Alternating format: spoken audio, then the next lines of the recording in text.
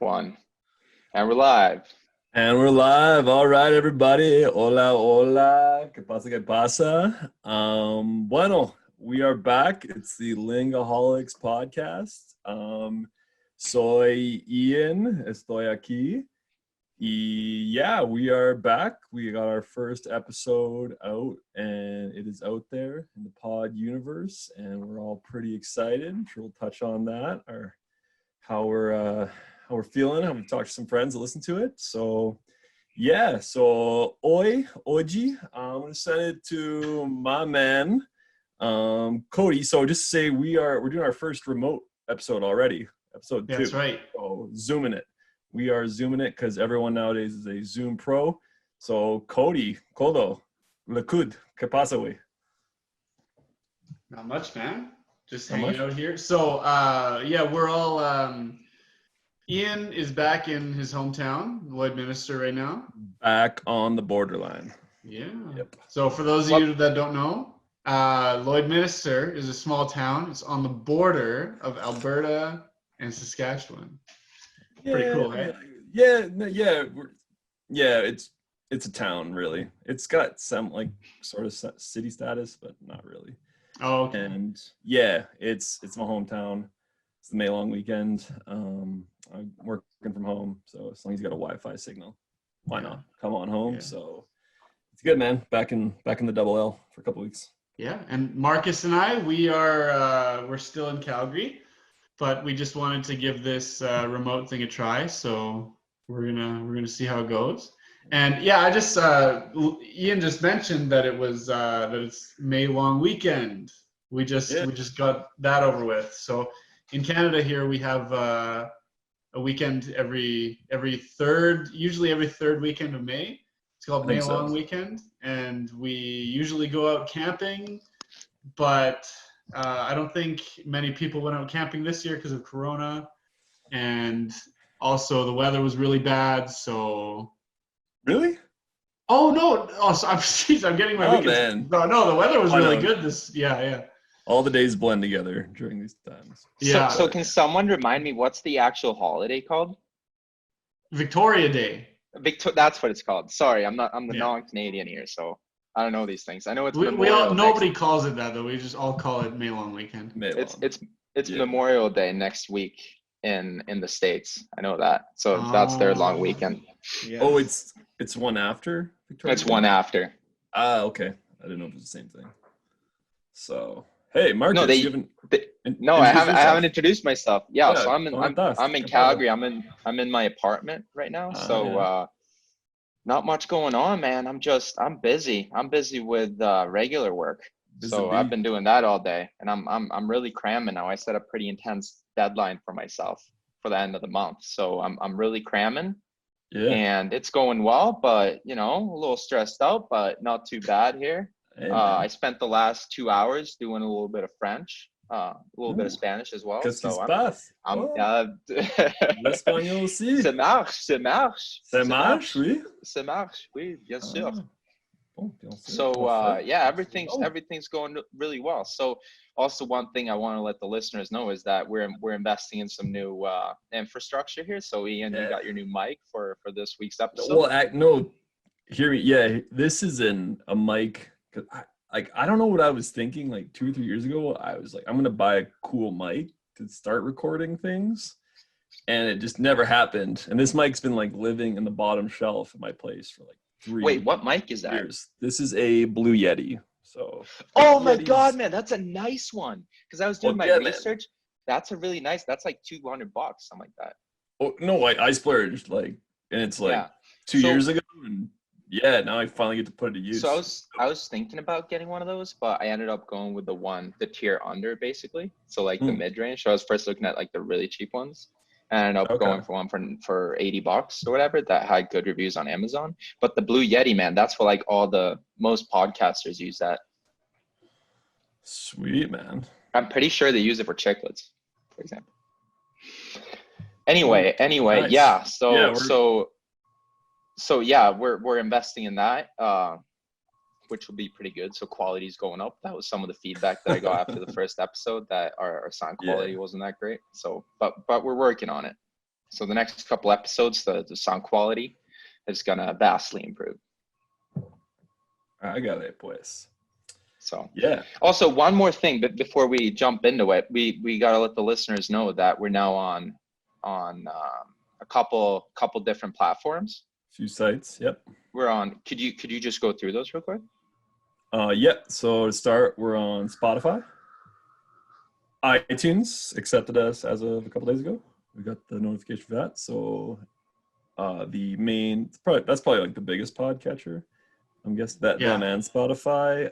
I personally, I'm a big TuneIn guy, and Are that we actually, on there? We're on TuneIn. We're on TuneIn, and TuneIn is just streaming. Heck yeah. Actually, no, I think you can download on TuneIn as well, but TuneIn actually goes back long time. Like I remember when I was still living in Saskatoon, I was using TuneIn to listen to like Honduras radio stations to get my Spanish. No, I know TuneIn. TuneIn is classic. Great. That's a classic. Man. So TuneIn, not just a podcatcher, but a language learning resource as well. Like Sirve, parce. And SoundCloud. That's soon like, YouTube. Soon YouTube. Yeah, we're gonna start putting videos on YouTube. Yeah. YouTube pronto. So tonight's Zoom video too, eh? That'd be on 100%. Yes. 100%. So yeah, boys. Lots of platforms.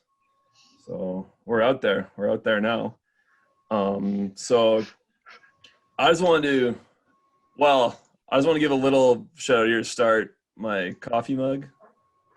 You can see it. The listener. I see Polygav. Let me move that. Polyglot Gathering Online, May 29th to May 31st, which is to 9 days from now. It's starting up. So I went to my first Polyglot Gathering, which is, there's a few of these language events that happen around the world that are, I think there's like 3 big ones. There's Polyglot Gathering, there's Polyglot Conference, and Langfest. So this year is supposed to be happening in Terezin, Poland. I might not be saying that right, but just outside of Warsaw. But Pinche Corona is put that on. Pinche Corona. But like it was in Poland originally, and being a teacher and the school year doesn't end for me till the end of June. It wasn't possible to go, but it's all online now. So I'm telling all my friends galore, it's like this was a great conference for me. Is where I met a ton of people I want to like talk to on this podcast. So I'm not affiliated with them anyway. I'm just shamelessly promoting it with my green screens and coffee. That's fair. It's gonna be weird. It's gonna be on Polish time zone, European, so it's like 8 hours ahead. So I might be getting up at like 2 a.m. Yeah, that's crazy. Talks.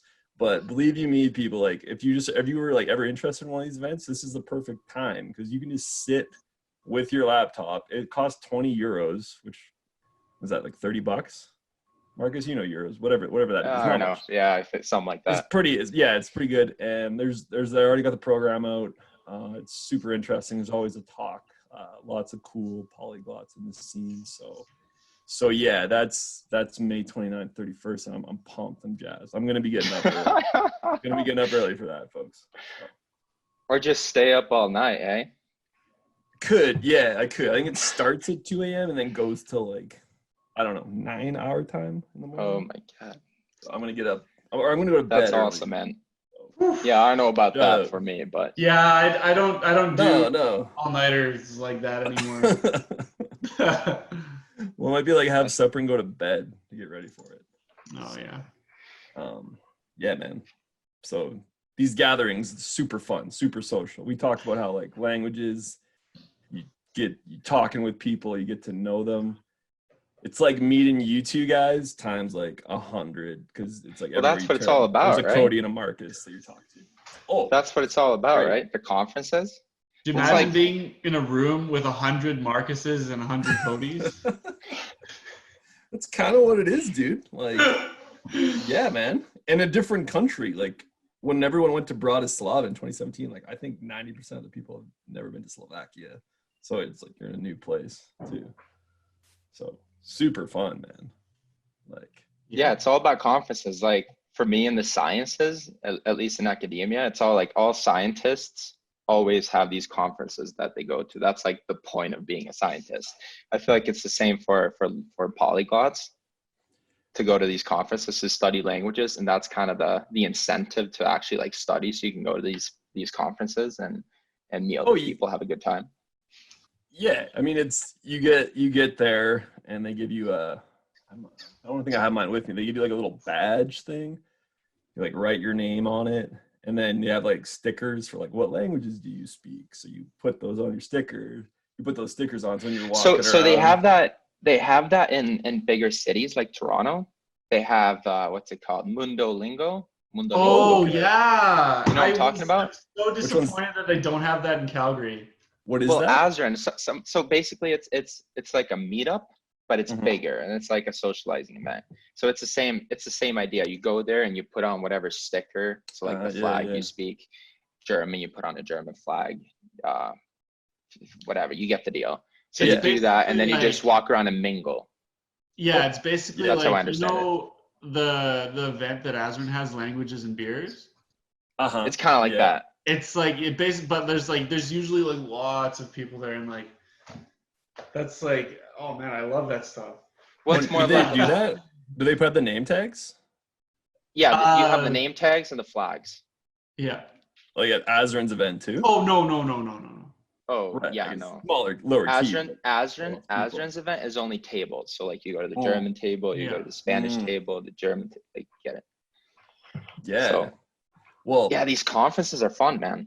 Dude, just while we're on topic of conferences, that's where I originally met Azren as well. And when we get him on this podcast, I met him in Montreal on the way to a Korean karaoke bar in a cab in Montreal, man. Because it's the social aspect. Don't get me wrong, like all these talks, because it's every topic under the sun that you can see. But then a lot of people go, it's for that social part after, right? Where it's like you can go salsa dancing in Bratislava, or you can go to a Korean karaoke bar in Montreal. Like lots of cool stuff. You see. Norebang kaja. Norebang kaja. But yeah, Azren probably remembers it better than me. So So all about them conferences, hey. Conferences. So Polyglot Gathering. Yeah. So moving on, before we get into all the other topics, I just want to talk about some more feedback from the last episode. So I had a bunch of Mexicans actually give us the juice. I had a bunch of Mexicans reach out to me. Whoa. and they pointed out some stuff we got wrong during the last podcast. More specifically something you got wrong, Ian. Yeah. So I feel like we have to have a serious discussion about this. Did I get the Esperanto greeting wrong? No, that I don't know about that. I don't know if anyone speaks Esperanto. Good. The Esperantists aren't after me yet. I will learn. Shout out Uler? 2020. What? Uler? Escúchame. Uler doesn't mean anything. No way. I'll look it up on my Spanish dictionary. Please do, because that doesn't mean anything. Okay. Untar. What is it? Untar. Oh. Yeah, we were told it was untar. Yeah. You lied, man. You embarrassed us during the first podcast. No. Look. We all learn. Man, I get up in front of my I'll forget words in front of class, like 30 students sometime. I'll like pull out my phone and the Spanish dictionary and just like look up the word. And everyone's like, "You're not a real Spanish teacher." And I'm like, "Se me olvidó." Like, no, it happens, man. It happens, man. Untar. Yeah. We forgive you. But I know we're all just these Mexican mans. It's an AR verb. Untar? Regular AR verb. Mm-hmm. Yeah. Right. But you know these these Mexicans are really picky. Yeah. Because God forbid they couldn't untar their bagel. Yeah, so I thought it'd be funny to bring that up during the podcast. That is funny. That is great. And I have a certified bachelor degree in Espanol, but untar se me fue. All right, awesome. It happens, man. But yeah, untar. That means yes, exactly. That means they had to listen to like an hour in to catch. Oh, 100%, 100%. Yeah, that's dedication. So. Dedication, yeah. So people are listening. We got a bunch of really good feedback. We excited. Yeah. Oh, so I want to bring something up too. On the topic of lying and misleading people. I think we discussed it, and Ian and I were going to push our Korean competition back a week. Yeah. And that's because we want. So Marcus will not be here for the first week of June. He's going to be in Toronto.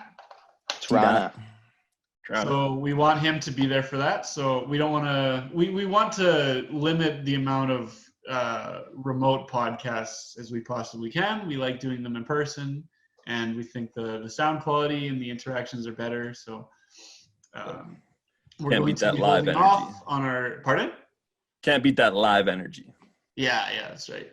So we're going to be holding off on our Korean competition until I think we haven't set a date yet, but it'll be sometime in the second week of June. Yeah. And plus that gives Ian and I a little bit more time to hone in on our super beginner Korean skills. So we instead of having an extremely sloppy conversation, we can have like a somewhat really sloppy broken conversation. Yeah. Little less messy maybe, but still messy. So did we talk about how this competition is going to work? The format? Like the format of it? Yeah. Speaking. And then. Yeah, but who's gonna judge? Well, do we like? I've got a friend that can judge us. Yeah, but that'll be biased though. Like it has to. I feel like it has to be. No, it won't be biased. I just met her recently, so. Like, they know Korean way better than us. Yeah. Fit to judge, in my opinion. All right. But I still think it would be really funny if we got someone completely random. Could happen. Okay, well, regardless, we're going to have someone who's going to judge us, and I think essentially it should it's just going to be a conversation with as much as we know. Yeah, like I think opening statements, some kind, and then like I'm not saying it's be like a political debate. Yeah. Like both of us meeting at the DMZ from both sides. Oh gosh. Korean joke. Yeah. Come on, people. Come on, it's Korea. So or whatever, like opening things, and then heard our judge throwing questions back and forth at us. Maybe I get to ask you a question, you ask me a question, and then it can kind of just be like, how much flow can we get in the language? And then maybe like how much random vocab can we just pull out of our be like, well, I know this word at least. It's gonna be like a freaking rap battle. But I'm going hard though. Yeah, exactly. Yeah, Korean 8 Mile is what's up. Yeah. So. Yeah. Well, Ian, you said you're going hard. How many hours a day are you putting in right now? I say 2 to 3, closer to 3.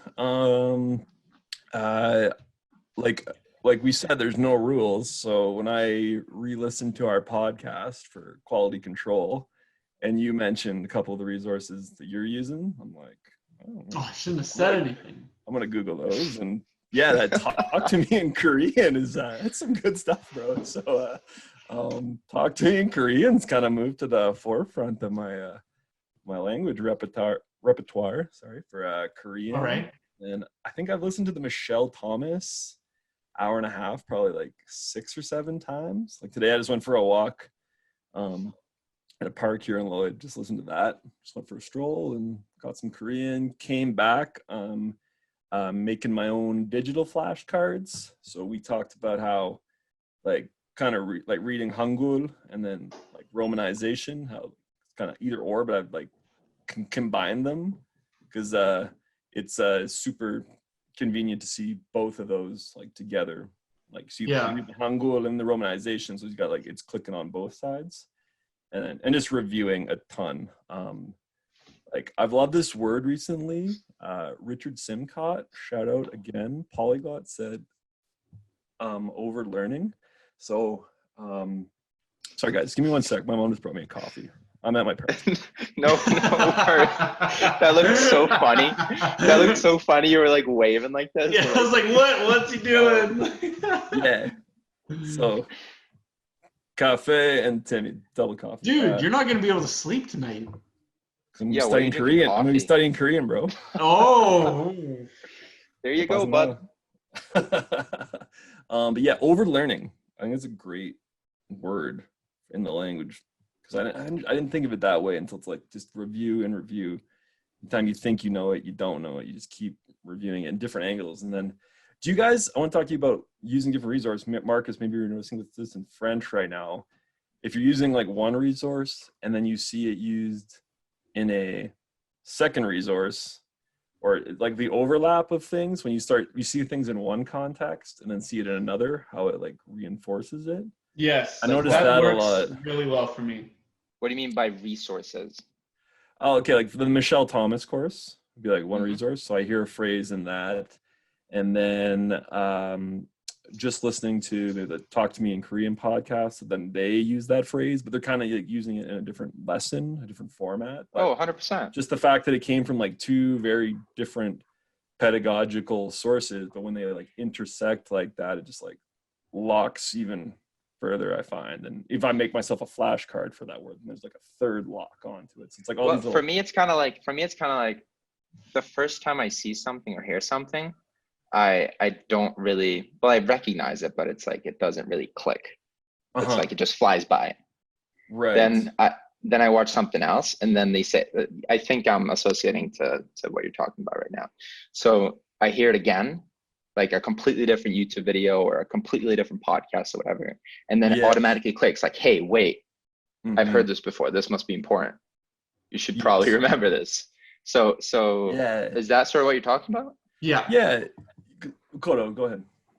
Oh, I was just gonna say that's that method really works for me, and that's one thing I've really been trying to emphasize for myself is like I said the last time, like I use YouTube videos and podcasts and my course, and I find there's really a lot of overlap with vocabulary and grammar points, and sometimes I'll be learning things at a different pace. So let's say, for example, on Talk to Me in Korean, I started learning the past tense, and that was my first introduction to past tense. And in like some of the YouTube videos I watch, for example, like a few days later when I'm watching something on there, then they'll start bringing up things in past tense, and then I get a little bit more reinforcement from that. And then I'll get into my course, and then all of a sudden they're like, oh, we're going to learn past tense today. And I'm like, okay, great. Like I already learned this, but it's just even more review. So it's just like you get an introduction, and then you get like a review twice after that. For me, if I'm using 3, and if you use even more resources than that, then it's even better. And you just like, it's just like this constant reinforcement. Oh, that's what it's all about. Yeah, and I think that's that overlearning that like. Well, that's why you learn useful stuff, you know? Yes. And I think once you're doing this long enough and you see different resources, like I'm really liking this Talk to Me in Korean, because a lot of the examples is like I can see that, like based on the experience of a polyglot learning style, you'd be like, this is useful for me. Like this word will be high frequency, or this phrase will come up a lot. Whereas sometimes you can see some vocabulary like this is not relevant at all. Yeah, I do that too, for sure. Because I find it depends on the resource. I find some are better than others. But once in a while you get one, and they often give you useless vocab. And I find that really frustrating when like half the words are like totally random and I would like never use on a daily basis. I'm like, okay, like that's dumb. It's not useful. You know what this reminds me of? It's really funny. So I remember this episode of The Simpsons. It's really hilarious. It's like it's like Homer, he gets his bills, and like as soon as he gets his, I think this is Simpson, or it might be Family Guy. Might be Family Guy. I don't remember. But anyway, it's either Homer or Peter. They get their first bill. They get their first bill, and they always throw the first bill away. They don't even look at it. Oh, it's only the first bill. I'm gonna throw it away. They get the second bill. They look at it. They think about it for a second. Whatever. I'm gonna throw it away. They get the third bill, and it's like, okay, now I gotta pay it. Now I really gotta pay my bill. I feel like it's the same thing with words. Like you see a word once, it's like, I've never seen that before. It's probably not important. I'm not gonna memorize it. I'm not gonna learn it. You see it a second time, you're like, wait, have I seen this before? This seems familiar. And then you see the third time, you're like, oh wait, this is probably really important. That's a good point. Yeah. Isn't that exactly what it is? Well, that's a reading technique they mention as well.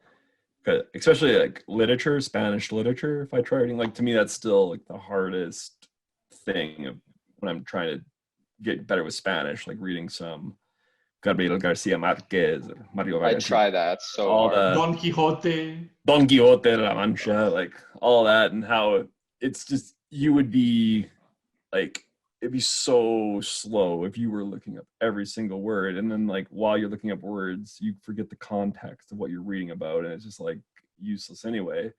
But then they're like, okay, if a word is coming up, I forget, there's like a rule, 5 or 6 times on a page. Yeah, something like that. Then look it up. And that can apply like to the third bill example of like, all right, this is showing up, and then you gotta learn that. You need to use that. But I think also when you've done maybe your 5th language, you're like, I need to say like, how are you? Where's the bathroom? Like very frequent things. Like that's the thing, you realize like, okay, like lots of the common phrases, like introducing yourselves and what's your number? What's your number? For sure. Yeah, so those bills are obviously the same bill, right? They're just reminders. So just so everyone understands that. So yeah, that kind of makes sense. And I mean, like, I feel like learning a language, you kind of have to be efficient. Like you can't just sit. So I don't like doing this at all. Like I don't like just sitting and learning vocab, because it's the opposite of what we're talking about, right?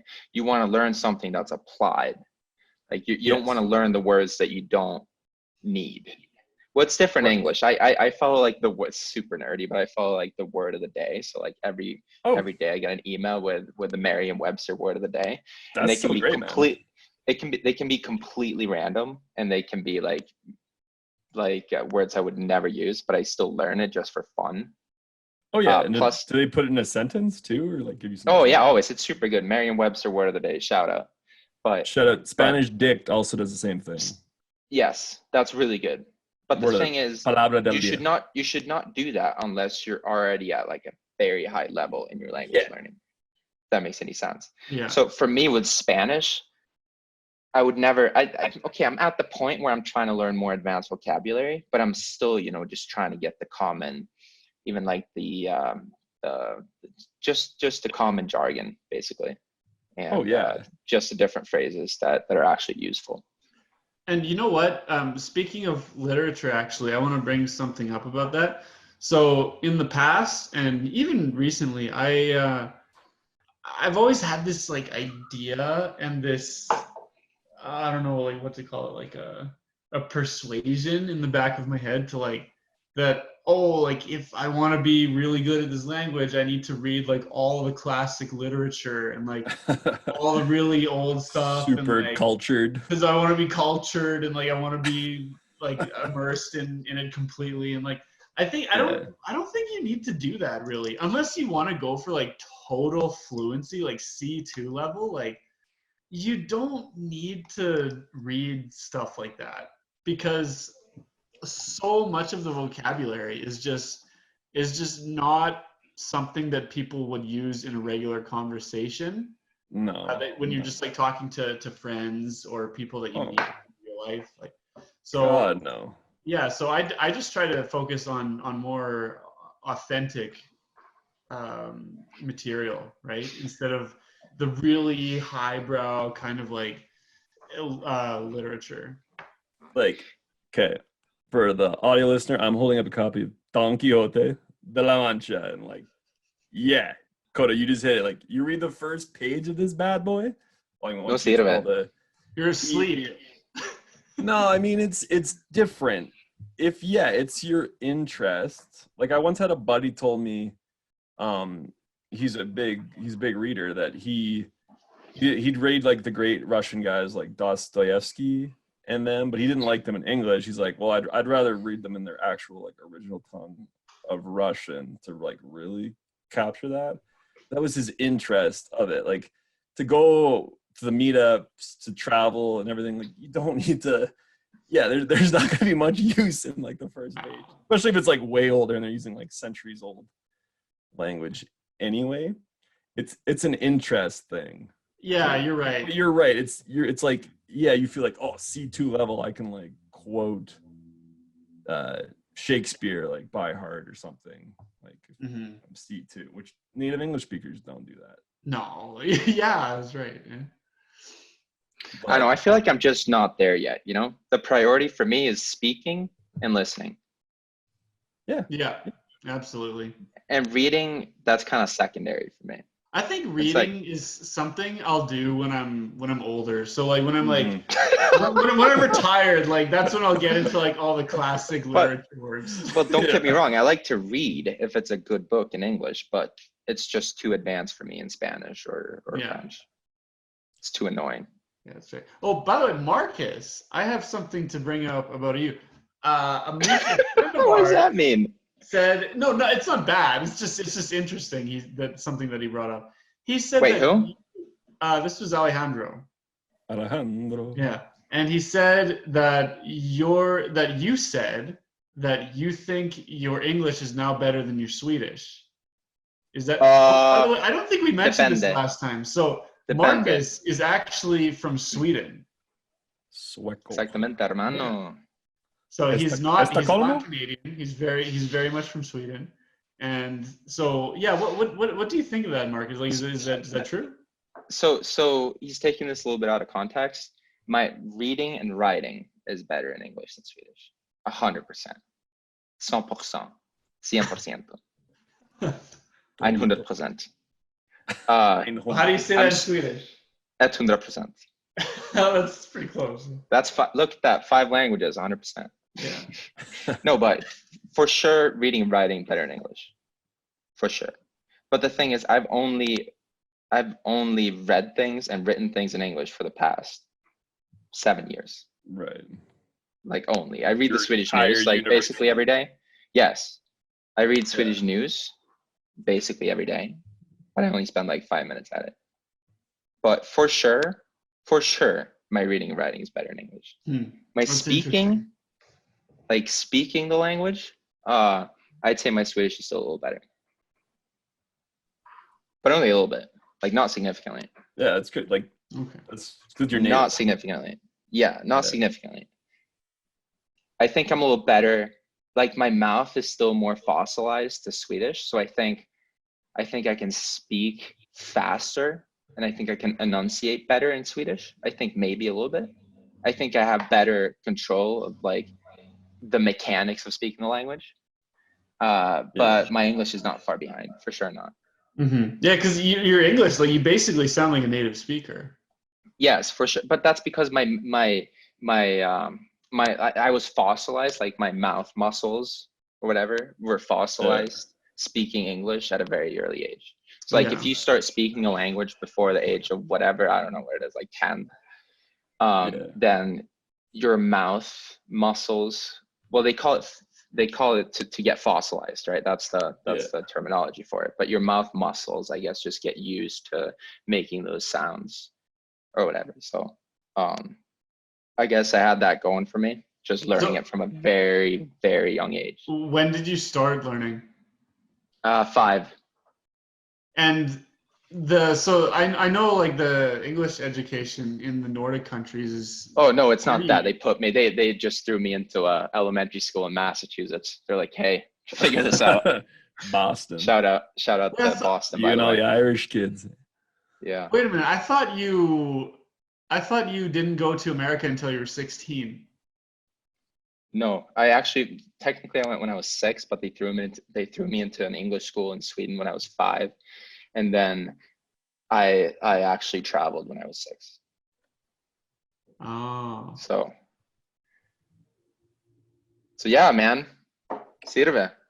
Not a big deal. Not a big deal. I've always wondered that, actually. Like that's what kind of, it was impressive, but also bummed me out about Europe when I went to the Polyglot Gathering. That was my first time in Europe 3 years ago. Everyone just speaks English to you? There's too much English. I'm sorry, Europe. There's too much English there. Please. But that's why, like, you got to be stern. You got to tell people, hey, don't speak English. You got to be stern. Okay, yes, you got to be stern. But then B, you got to have like a mad confidence speaking like Slovak if you're in Bratislava to like pull it off and get the guy not to talk to you back in English. But that is tough, I realized, in my first go. Yeah. So like it ain't Nicaragua or like vamos a hablar español, way. Like so some anecdotal stuff. When I was in Colombia once, and I was in a situation like this, I was trying to speak Spanish with someone, and they just kept talking to me in English, and I was like, at one point, I was like, no entiendo. Yeah, no. Soy sueco. Exactamente. Solamente puedo hablar español. No sirve, hermano. No sirve. Like, so, don't get me wrong. There's still plenty of opportunities, but I was still just blown away, and that was just a culture shock for me. I was like, man, English is everywhere. But that's just me waking up. So this brings us on to 2 really interesting topics that we should dive into. I'm going to bring them up both so we don't forget them. So the first one is what we were just talking about. And the second one is when let's say, for example, you move to a new country and you live there for like the rest of your life. And the idea of like forgetting your native language, like we should talk about that because I don't really know how to feel about that. Like, well, so voluntarily or involuntarily? I can talk to this because I'm actually doing it. Yeah. When's your Swedish gonna disappear? So here's the thing. I call my parents like very often, and I speak to them. So. For me, it's not going to go away. Like I speak to friends and stuff all the time. So for me, it's not going to go away. I mean, like it's definitely stagnated. So the thing about Swedish, and this kind of works for like other languages as well, especially Romance languages, is that if you learn an advanced word, or if you have a word in English, chances are that word exists in that language as well. So my Swedish vocabulary, yes, exactly. So my Swedish vocabulary has improved just by learning English, if that makes any sense. Because I'm like, hey, there's a Swedish word for this, and it's very similar, you know? Oh, absolutely. Like a big reason I've heard people should learn French, like despite all the cultural, personal reasons it might be, is it will expand your English vocabulary immensely. Exactement. Okay, can I give an example for this? Can I give an example for this? S'il vous plaît, dites-nous. Améliorer. Yes, that's a perfect example. Yeah. You never use that word in English. You never use that word in English, like barely. Mm-hmm. I don't know if you guys ever used ameliorate in English. Like you would never say that. I would never go to Cody and be like, hey, you want to go ameliorate our French? I would never say that. Like, but no, anytime you want to sound more like higher class in English, you use a word from a more Latin root. Exactement. Like, right? Where if you want to sound more street level, like good old boy, you use like a Saxon base word. Yeah, that's right. Yeah, like a good Latin one for English would be like defenestrate. I have no idea what that means. Ian, do you know what that means? 9. Defenestrate is the act of throwing someone out of a window. Fenêtre. Yeah, fenêtre. Yeah, yeah. A Définite. Or, dude, that's such a good word, honestly. Another one I heard. Defenestration. Yeah. Another one on the Actual Fluency podcast, another podcast that I listen to. Shout out. One episode they talked about, because they were on this subject, and it was sweat versus perspire. Is that what we said? Oh yeah. Perspirance or sweat. Like, antiperspirance. That's antiperspirance. Yeah, perspiring, right? But it's such a different vibe. Like I'm sweating versus I'm perspiring. Yeah, and same with chew, and then the Latin-based word would be masticate. Masticate. Which masticar. is questionable. Masticar. Wait, it's masticar, right? Yeah. Claro, and it's. We have but that. anyways, like what I want to talk about this is like, do you think it's really possible to lose your native language? Like, I think if someone 100% loses their native, like, I think 100%. that's, like, that takes an active effort to lose your native language. Like, there's no way you can like passively forget. Like, like one day, like, I just I have like, a story. I have a story. Cuéntanos. I have a story. So, this was in like 2014. In the US. So I was traveling from Burlington, Vermont to Boston, Massachusetts by Greyhound. Mm-hmm. So in a Greyhound bus. So it's one of these bus companies, right? It's great.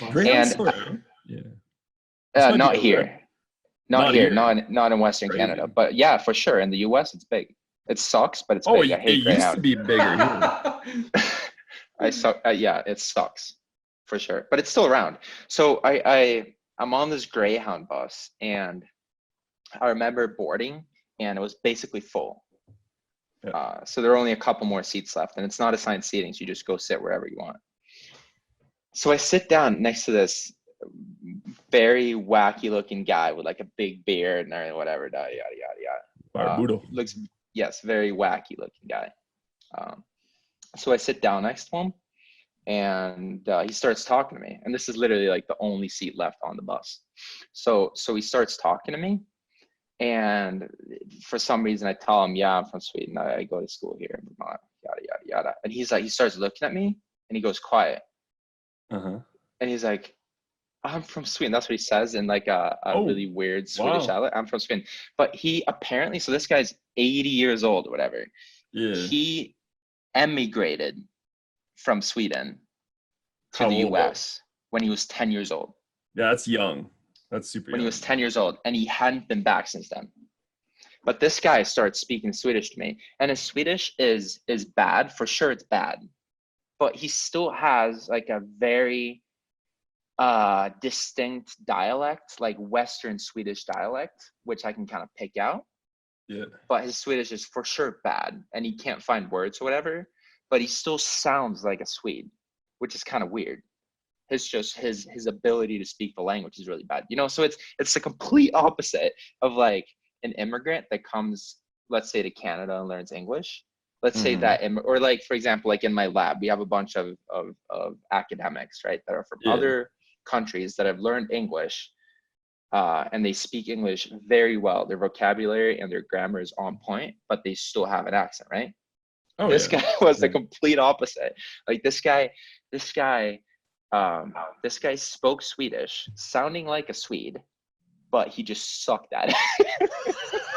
That's a long. He was really bad at it. He was like 80 years old. He was 80 years old. He hadn't been back to Sweden for 70 years. Like, and he came here. He came to. I'm surprised he knew any. I thought you were gonna say you didn't know any Finnish at all, because that's what tends to happen. Finnish one. Sorry. Sweden. Sorry, that was quite an experience. And I was like, whoa, like this is crazy. This guy's really like. You know what though? Like you said he emigrated to America when he was 10. So like that would have been different if he emigrated when he was 20 or 30. Yeah. Yes, for sure. But still. Just the fact that he still knew some after 70 years. Like, I'm assuming, well, you just met him on the bus, obviously, but there had to have been something where he could muster that level that he did over those like 70 years, like a family member. I mean, like he had family, right? Like he didn't come alone as a 10-year-old. Yeah. So, I mean, like he probably spoke it, every once in a while, you know? He probably spoke it every once in a while. But to me, that just proves that it's really, really difficult to lose your native language. Okay, yeah, I think it has to be in a situation like that, you know? Like you come here, you go somewhere at a very early age. And you just don't speak your native language at all. And you just don't do it for 70 years. Yeah. Then you're not going to be able to do it. Well, okay, I know to counter, I know an example on both sides where it's like you lose it and then also where you keep it. Like one, like I was an ESL teacher for 2.5 years in Northside Edmonton. And like some of the students were working so hard and trying so hard with their English that they actually like were telling me like, yeah, obviously could still speak their Portuguese or their Spanish, their Tagalog, fine, but they were starting to have little gaps, they would tell me, in like their native vocabulary. Like, because you're in Canada, you're working hard every day. It's a very case by case basis, but it can happen where they just start, you don't even notice it. You're probably not even conscious of it. Or you're just like, I don't have that. Like maybe I don't know, maybe Marcus, like with Swedish and reading and writing. No, it's similar. It works. Like it's perfectly possible to be perfectly bilingual. It's perfectly possible. Oh, right. It can be trilingual, and it can be perfectly possible. You just got to do it.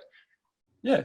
And then the other example I know is like when my great grandma came to Canada, spoke Ukrainian, and that's all she spoke for the rest of her life. Still, like it was like I look back, and it's kind of I admire it now in retrospect, and it's not so much as more of a generation thing. I think for a single individual losing that language, yes, like probably not going to happen in language, but it's passing it on. Like how many generation of Canada right now speaks the same language as their great grandparents or even grandparents for that matter.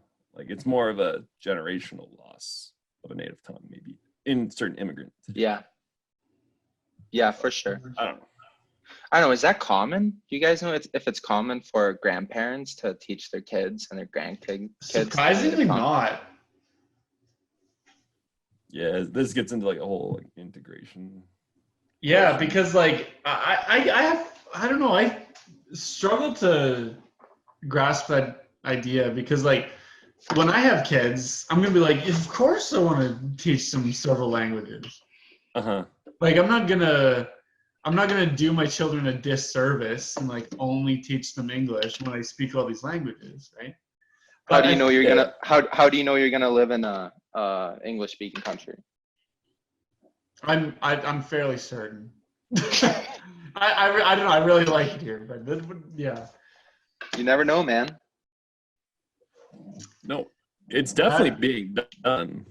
Like teaching kids multiple languages, or what are you talking about? Like, are you talking about like one like just simple like English, French, or Spanish? I'll probably teach my kids 2 or 3, like English. Well, it's gonna be like English, French for sure, because those are the official languages of Canada. Español. And then like whatever other language. If my wife ends up being like from a different country and speaks that language, then we'll use that language. So I mean, like what a lot of parents do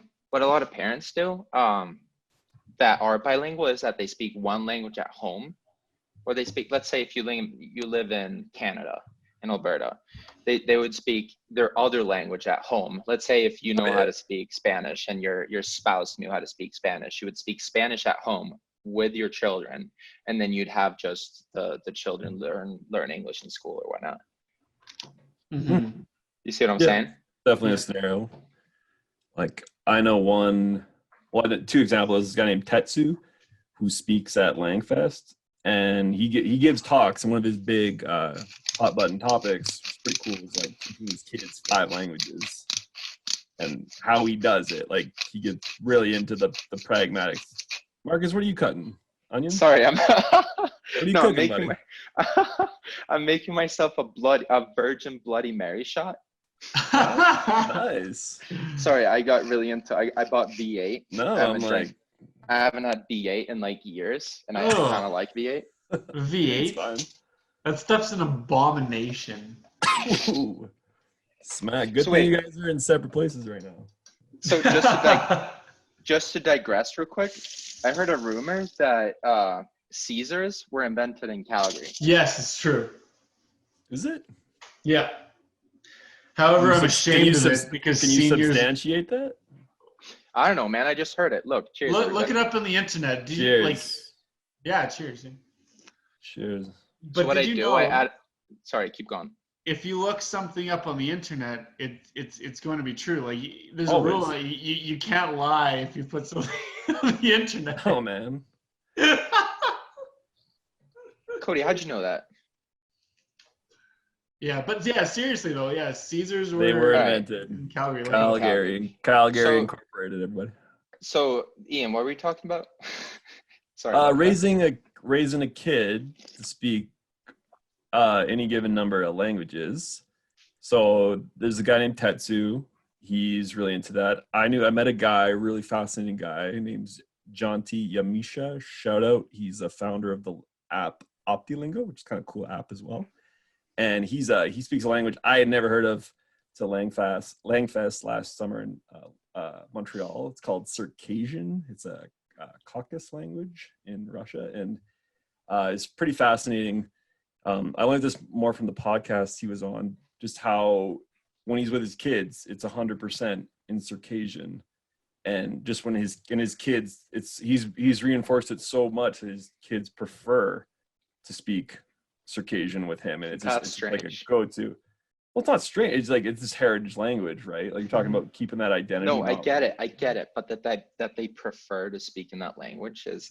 Oh yeah, no, but that just shows like the exemplary job he's done doing it. Yeah, because his kid prefers speaking Circassian, at least with the parents, which I think is pretty cool. But he's steadfast about it, right? So I think language teaching to a kid like that might come back to the language learning element of discipline, right? Which is, if you want to do it, you got to do it. And because kids will slack off too, right? They'll go to like the easiest thing. You got to set them straight. Oh yeah, sure, but it's easier said than done, right? Like, I'm gonna teach my kid this language that's very minority. It's very, very few speakers, but you pull it off, and it's like, yeah, you're doing something right. Mm-hmm. So, but so with raising kids, man, like you really do have that power, and it goes back to what we talked on in the first episode. Like you're that language coach for your kid, right? Well, you could be the language coach in French, Spanish, lo que sea. Yeah, there you go. Perfect. I don't know. Every single person that I know that's like perfectly bilingual lived abroad as a kid. Like they lived, let's say their parents worked in France for like a couple of years, and then they went to French school or whatever, yada yada yada, or I don't know. But that'd be a certain type of upbringing, then, right? Yeah, I think naturally that will just be the case. Yeah. Yeah, but I mean, like that's an alternative, right? So like if you have kids, I think it would be worth it to consider moving abroad for a little bit. Yeah. No. All right. For sure. So I'm just saying that's probably the best way. Yeah. So the speaking the second language at home, sure, that's fine or whatever. Or maybe that would be the first language. I don't know. But I guess that would be fine. So like living in Canada and speaking some other language than English at home, if you lived in Alberta, right? Mm-hmm. I think the better alternative would be to actually move abroad. Yeah, if you got the means to, you can do that. Exactly. Yeah, I mean, like, yeah. So yeah. So that's actually that reminds me of something I want to bring up. So not talking about kids, because kids will just, like we talked about last night, kids will just absorb everything. So it's very beneficial, obviously, if you get a kid to move abroad and learn a language. But as an adult, if you move abroad to a country, it does not mean that you'll just automatically learn the language. No. Like you actively have to put in the effort to learn. Like you're not just gonna absorb everything. Like I knew, like when I was in China, like almost I would say like probably 80% of the English teachers I knew there, they couldn't speak any Chinese. They only knew like the really, really basic like survival stuff. Like hello, this, thank Ni hao. you. Yeah, Jugga. Actually, we had some of my friends there. We had a funny joke that so Jugga is like that. That's how to say this in Chinese. Jugga. And yeah, Jugga. And so when you go to like a store or restaurant or whatever, like you can just point at something and say Jugga, and then they'll be like, okay, ha ha ha, and then they'll go get it, and then you can basically survive on Jugga. But there's some situations where like if you get in trouble with the police, like I remember my one friend who was saying like, yeah, if like a police like tries to talk to you and like says you're in trouble, like you can't Jugga your way out of that.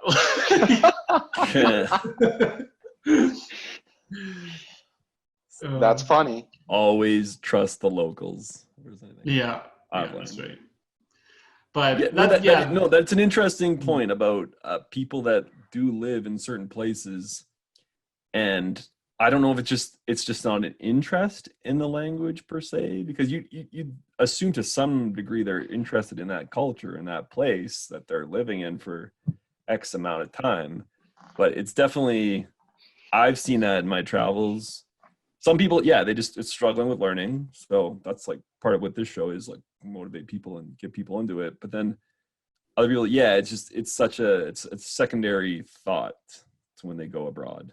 I have another example. Language. Yeah. So in pinche Costa Rica, get 20 is mine. So I don't know if anyone knows anything about Costa Rica here, but basically it's just filled with tourism. It's pinche gringos. Hey,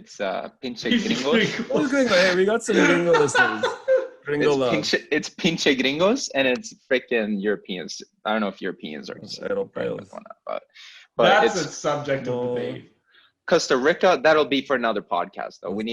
I feel like we need Alejandro here to discuss the topic of gringos, stuff like that. That's gonna be a heated debate. Yes. I want to hear the origin of the word gringo too. Yeah. That's Alejandro. Yeah. Okay. We got it. But going back to Costa Rica, freaking Costa Rica. So in Costa Rica, as I said, it's filled with gringos. It's basically like a 51st state of the U.S. basically. So if you go down to Costa Rica, why are you saying it like that? Because that's how they say it. No, it's not. This is like Bienvenido Costa Rica. No, dude, they don't say it like Costa Rica. Don't they just say pura vida like every second word? Pura vida, Costa Rica, That's literally what they say. Dude, the R is different. It's for sure. It's Costa not like the standard like Costa Spanish Rica. R. Costa Rica. Yeah, it's different. Like it's more. It's kind of like a mix between like an L and an R. Costa Rica. Oh, like Korean. It might be more like a. It's not like the English R. Like they don't say Costa Rica. No, it's a little. Okay, we gotta Google that. But anyway, so you go. All right. I'm trying to get to the point here. Just tell us. I'm trying to get to the point here. So there's communities in Costa Rica that are just filled with gringos, and they're there not to learn Spanish. Americanos. They're not there to integrate. They're there to just lay on the beach and chill. That's what they're there for. Sure. So I met a bunch of people that had lived there for, years and years, and they didn't speak a word of Spanish. And the locals hate them. I mean, hate them so much.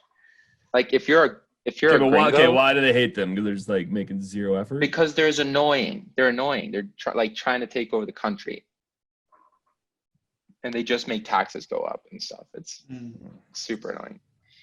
So that's why it's hard. So I know a couple people down in Costa Rica. That's like naturally I say it now.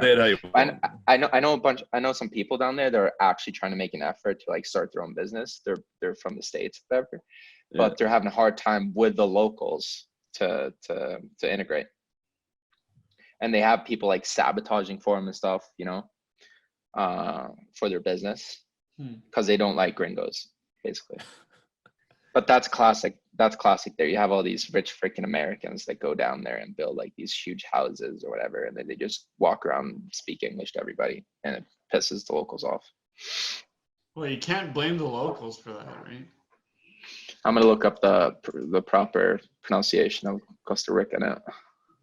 Like, I definitely feel like in this community. Okay, how much Chinese did you know before you went to China, Cody? I was probably like high A2 level. Oh, yeah, no, that's great, because that just means you have to do like less time studying, and like when you're in country, right? Like, yeah, who wants to be like, we talked about that nerdy phase before going to the meetup. Who wants to be doing that while you're in this awesome new country, wherever you are, like lodged up with the books? Like, no, man, that's meant for like the pre-travel. Not say you're gonna learn a ton of stuff while you're there, but like what you use like A2, that's like some oil, that's some gasoline for the fire, right? Like once you got there. Yeah, it's crazy. There's actually like studies that have been done that if you let's say you move to a foreign country and you don't know any of the language, it's like 10 times more effort to actually learn the language as opposed to if you go in with a base. Yeah, because if you go in with the base, you have that foundation laid, and you can just build like. Yeah, Marcus, you find it or what? I'm looking for it. Keep talking. No. Okay. Escúchame. Hermanos, hermanitas. Pues, hermanitas, güey. Escúchame. O las escuchadoras. Ahora sí vas. Ricardo Rojas Ramírez. ¿Qué diferencia? No. Venga. Diga Costa Rica. Costa Rica. What? Oh, Costa Rica. You hear that? Costa Rica. Mike, que tuan is pura vida. No, he's probably making fun of the Americans. 20s Nicaragüense. No, that's literally how they say it. You go down to Costa Rica, hablar con los ticos.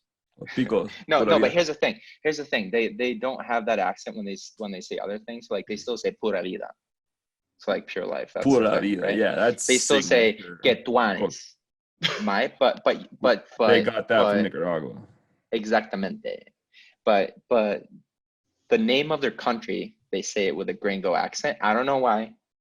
Don't ask me. Because there's so many gringos there. They say Costa Rica. Costa Rica, man. Huh. But they don't have a gringo accent in general. It's just that. That's at least how I interpret it. Okay. No, I mean that's. Ahora sí vas. Ricardo Rojas Ramírez. Yeah. I think accents like that are super funny. Like that's part of learning languages. It's just going at. Oh, Spanish. I think lots of these languages, but especially Spanish. Once you're in like, it's kind of like we talked about with like literature and word of the day stuff, like that more advanced level. Accents, man. Sí. Accents, so much fun. Sí, and then once you start meeting lots of people in the Latin American community, like Latinos, like you just start hearing the different ones. Like I always remember at the U of S in my 300 level Spanish class, this girl from Argentina sat next to me, and like Aisha and Percho, and it's like, whoa, like no tan el libro de texto esto. Beautiful, man. I love it. And then like watching Money Heist and just like digging into that Castellano. Love it. Castellano. Yeah, and you're watching Club de Cuervos and they're like, no mames. And it's like, no mames, cabrón. Did you get the La Caída de Edgar? Yahweh! Pinche pendejo! Pinche pendejo, güey!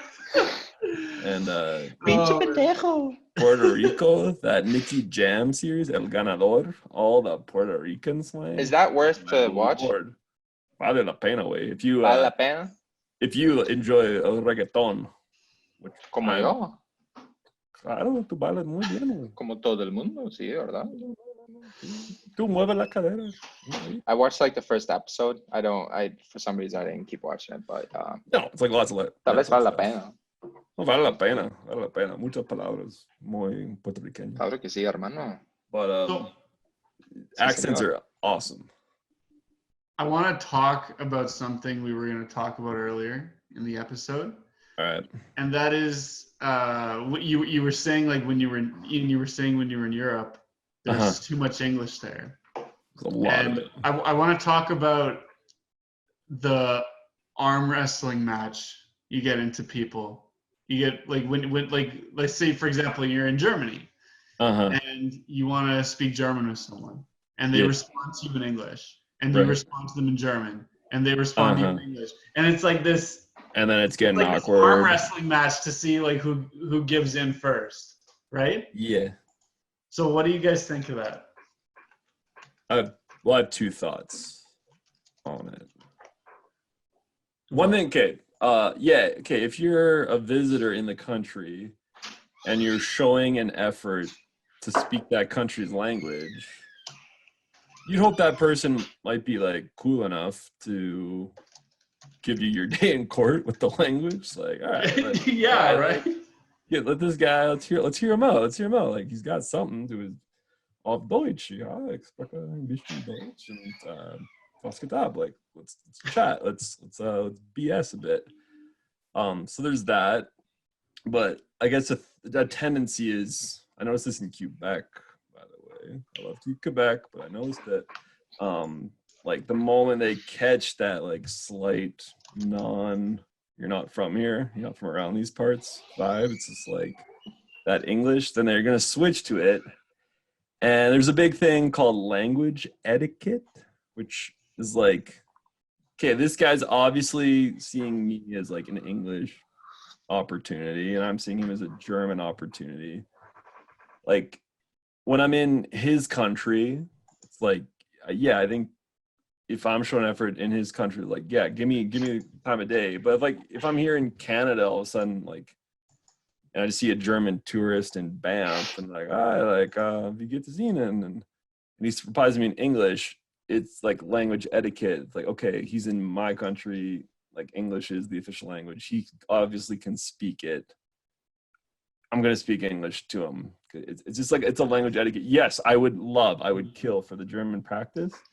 But language etiquette, to not get that, like that arm wrestle match metaphor that you said. It's like, I still think it's got to be respectful for that. And it, like, who knows, maybe sometimes it'll swing in your favor, but I don't think it's worth really duking it out for like, what are you going to have, a bit of small talk at the end of the day? If it, well, yeah, it depends on the context, right? And like, for example, what would you think if like let's say you want to talk to someone, like let's say you meet someone from France and you become friends with them and they live here.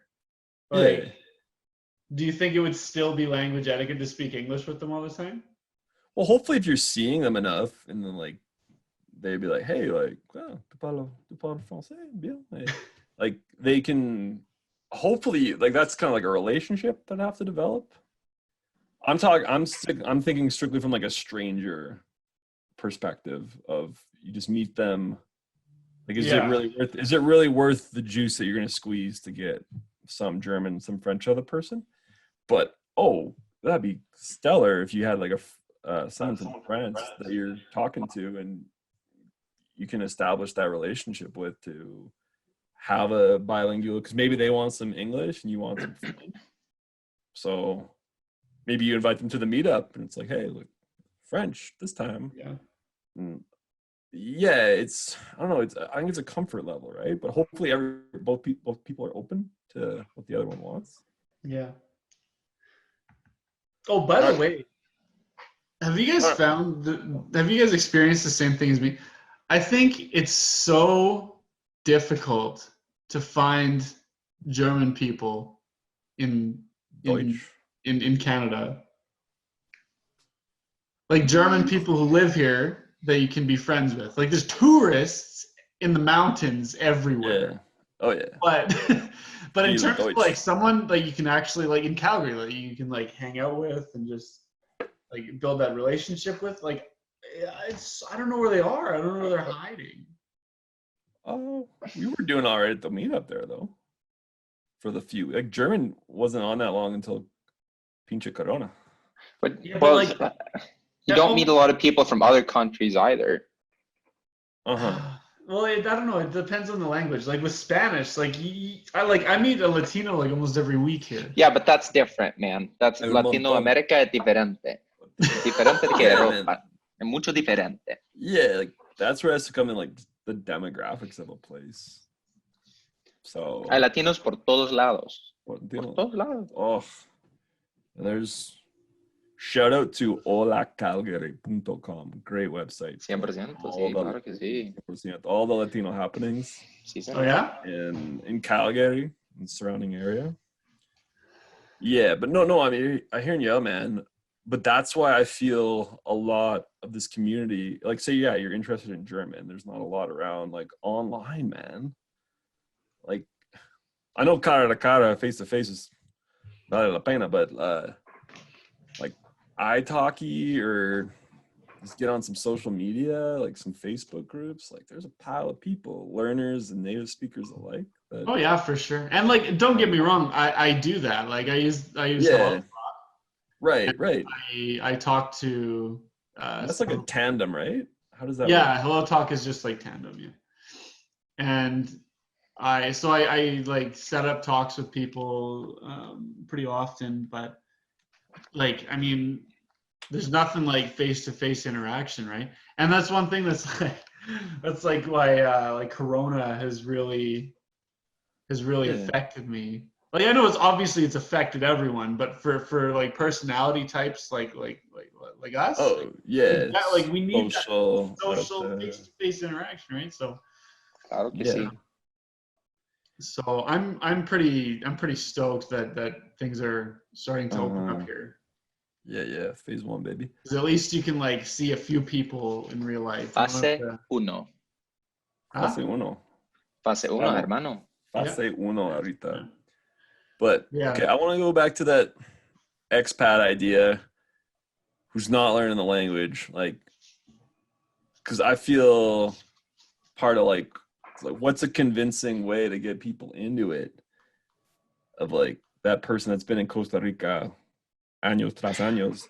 Excusez-moi, Costa Rica. Costa Rica. Costa Rica, hermano. Like, how do you sway someone to be like, hey man, like, español way, like, to get them into it? Like, I don't know, like, some people, I think you're never gonna, like, it's just not their thing, it's not their jam, and like has it. But I've been like, there's one buddy here in Lloyd I'm pretty stoked on, like, he's getting into Japanese, and he hasn't done a language really since high school, and it had to do with, he was playing a Japanese video game recently, and that was like his interest that got him peaked into this language learning vault, like in like Japanese by chance. So it's just like, I don't know, it's just certain interest gotta like hook people. Yeah, I think that is definitely what attracts most people. It's not like the interest of just learning a language for the sake of learning a language. It's like there's some kind of specific interest that people have in it, like learning it for video games. Like, I mean, did I tell you guys this? Like, this is essentially how I got started with language learning. Tell us. I don't think you did. This is a ridiculous, kind of embarrassing story. So, all about stories on the pod. So I remember I was 15 years old. I was in grade 9. Yeah. And in grade 7 and grade 8, I had taken French, and I didn't really like. I was good at it, but I didn't really care for it. I thought it was like, this isn't very useful. Like, none of my friends speak French. Like, well, whatever. And then when I got into grade 9, I started getting into like video games, and a lot of them were like World War II video games, like Call of Duty and stuff like that. And wait, Cody, you were into video games? What? You didn't know that? No, you never told me that. Well, it's a part of I got a I've tried gamer to like, vibe from Cody. eliminate. Huh. Because like that's kind of a personal topic that I don't really want to talk about right now. No, tell us this one. Tell us. Yeah, so World War II a lot of these games, like there were like you were like fighting the Germans, right? And like when you're playing those games, like you hear all the Germans, like there's Cody. Like feindliche Infanterie, Sanitäter. Der Blitzkrieg. Ich bin getroffen. Like you hear them like screaming all this stuff, and like when I was playing this, I was like, oh, like I wonder what they're saying. And I remember I took a German class in grade 9, and I swear to God, I said this. This is something that actually came out of my 15-year-old mouth. So the teacher was asking all the students, like, oh, like why did you decide to learn German? And then I said, I want to be able to understand half the things that the Germans are saying in my video games. Dude, yeah. Dude, that's awesome. That's totally cool, man. That's valid and cool. Well, I think it's really dumb, but no, dude, you're wrong. You're wrong. You're flat out wrong. Because my buddy is learning. Okay, there's this game called. I'm not a gamer. What's a disclaimer? I'm not a gamer. But neither am I, for the record. Oh, you used to be by the sounds of it. Yeah. But this game called Yakuza. So my buddy sent me an article on it. I was reading it last night. It's more kick-ass than a GTA. And I watched some YouTube videos on it, and it's the Japanese GTA, but it's better, and it's all in Japanese, all Japanese commentary, like there's subtitles and stuff, obviously. But my buddy's like, oh, this is neat, this is cool, man. So that's not dumb at all when you're telling your teacher that I want to like see more about the German video game. I'm a teacher now too, and if that's what your interest is, that's what your interest is, man. Like there's so many angles. Language learning game. I agree here. Yeah. Well, you know what? So no, it's not dumb, bro. I think a more legitimate reason for me to get into German was because of Rammstein. Sure. Because because around the same time I was starting to listen to Rammstein, I was like, oh, these guys are awesome. And Rammstein is still my favorite band. So. Oh, there's incredible. Yeah. Incredible band, but that's what I'm talking about. It's Steve Kaufman made a great argument at Langfest or in Bratislava about what's been a better teacher of English? Like what's one of the Oxford something? Like the Oxford Academy, or like it's like one of the big ESL schools in the world. Has that been a bigger pusher of English, or has Harry Potter and Friends been a bigger pusher? Exactly. And culture. Harry Potter, man. Culture trumps everything. Culture, like even culture trumps politics. My mind, like culture's massive. I mean, just looking at, and I hate to go back to this, Cody, because I know you don't appreciate it, but I've just looking at the last episode of the Last Dance yesterday, and what Michael Jordan did for American culture and U.S. culture abroad. Yeah, man. And like for the interest of basketball and stuff like that. I bet a bunch of people learned English because of freaking Michael Jordan. Yeah, it's huge. Oh, massive. You know? Speaking of which, because like I get tired of the language I'm learning or practicing sometimes, but I love diving into culture. So I was watching some Vice in North Korea from a few years ago. 한국어. And it like North Korea, which we can talk about North Korea, but it's Dennis Rodman with the Harlem Globetrotters visiting. So like Kim Jong-il, is that great? Jong-un. Yeah, this was before. This was the guy before. Kim Sung-il, whatever. I'm not gonna go. Kim Jong-il. Kim Jong-il, that's the current guy's dad. He was a big Bulls fan, and that's what he apparently passed on to. Claro que sí. Kim Jong. Who do we have right now? Kim Jong-un. Kim Jong-un. Yeah. Everyone thought was dead from Corona, but yeah, and he's huge, right? So you watch that documentary, like Vice documentary now, and he's just sitting with Rodman, and Rodman's chilling with them. Like that was American personality. What a character. Like, yeah. But that talking about how like Rodman. culture spreads, like North Korea, pretty dystopian. Not gonna lie, but lovers of American basketball. So that's this culture trumping things. So I feel like Rammstein, your World War II video game, Kim Jong-il loving the Bulls, todo, like cultura masivo. So, but yeah, then like that's not to say it's gonna stay your main. That's not gonna be because you discover one thing of a culture, or a language, country, and that bleeds into other things, right? Like you start at one thing, like okay, Ukrainian, yeah, as a heritage language, I discovered like this Ukrainian rock band, okay, on LZ. Then that led to me getting into like Ukrainian folklore, and then more Ukrainian music, Ukrainian history, like it all, like you, whatever your starting point is, you're just like knocking at the first door, I find, with a lot of this. Yeah, and then the old door just opens up. So then, right after that, like look where it's led all of us. Like look where my stupid interest in Call of Duty led me. Yeah, and then it just becomes a meandering journey through these different languages, and then that's what I'm just super interested is like experiences people have had, because we all come from somewhere different. It's like, man, like, no, that's what it is. It's not just learning a language, you're kind of learning a culture.